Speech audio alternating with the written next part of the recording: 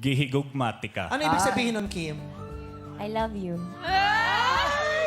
Inamin ni Attorney Oliver Moeller na nagulat siya sa reaksyon at pagtanggap ng mga tao, matapos ang kanyang paglabas sa It's Showtime segment na Especially for You kung saan siya ang napili ng dating beauty queen na si Michelle D para maging kadate niya. Sa panayam kay MJ Felipe para sa ABS-CBN News, sinabi ni Oliver na na-overwhelm siya at natutuwa sa reaksyon ng mga tao sa kanyang guesting. It's been crazy overwhelming. I never thought that people would actually watch that. I just do it for fun, just putting out content out there, pag-amin ni Oliver. Ayon pa kay Oliver, ikinukonsidera din niya ang pagpasok sa showbiz. I am actually considering it.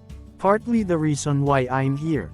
Nang tanungin kung crush niya si Kim, sinabi ni Oliver, I've always thought Kim as such pretty person and she's from Cebu, so yeah, I mean, I guess you could say that.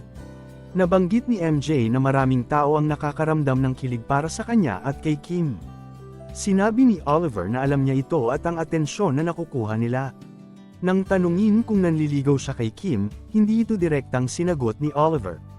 I don't think it's fair that I speak about that without her permission. Sorry, I hope you understand. Kim is pretty nice. Sabi pa ni Oliver. Tinanong si Oliver Moeller kung bakit siya bumalik sa show. Gusto lang daw niyang magpasalamat sa mga kaibigan at mga tao sa show at sa ABS-CBN sa pag-imbita sa kanya. I just want to meet some friends, want to thank the people of Showtime and ABS-CBN for inviting me. Aniya, nakumusta din ang date nila ni Michelle D. Ayon kay Oliver, Michelle is amazing, elegant, such a well-spoken person, very professional. So, yeah, amazing person. Noong April 16, bumalik si Oliver sa It's Showtime, at kinukulit siya ng mga host kay Kim. Ikinatuwa ng mga netizens ang kanilang chemistry. Sa segment na, Especially for You, kung saan siya unang nakakuha ng atensyon online, nakita ni Vice ganda si Oliver at tinanong kung bakit siya bumalik. Just wanted to meet some people lang here, sagot ni Oliver.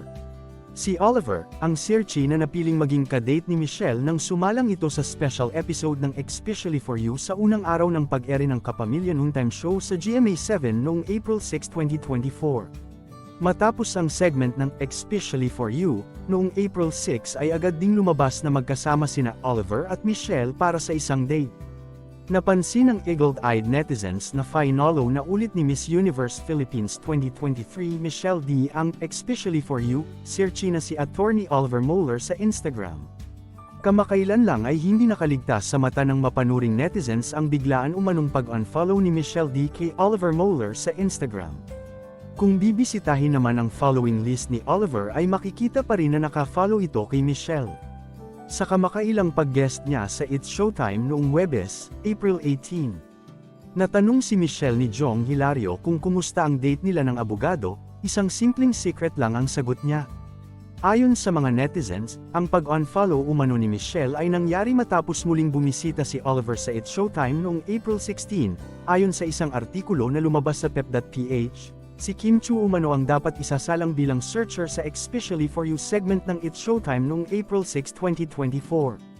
Pero hindi ito natuloy dahil ang umupo bilang searcher ay si Miss Universe Philippines 2023 Michelle D.